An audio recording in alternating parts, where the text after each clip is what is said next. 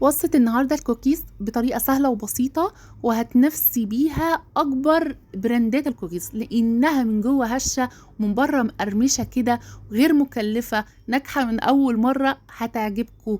وصفة كده خطيرة. تعالى أقول لكم الطريقة والوصفة. احتجت 230 جرام زبدة ساقعة جدا، ضفت لها كوباية سكر بني، ربع كوباية سكر عادي، 2 بيضة، معلقة فانيليا. هضربهم كويس قوي كده لحد المكونات كلها تختلط مع بعض والقوام يبقى كريمي. بعد كده هنزل بنص كيلو دقيق، 2 معلقة لبن بودرة، معلقتين صغيرين بيكنج باودر، ربع معلقة بيكنج صودا، نص معلقة صغيرة ملح.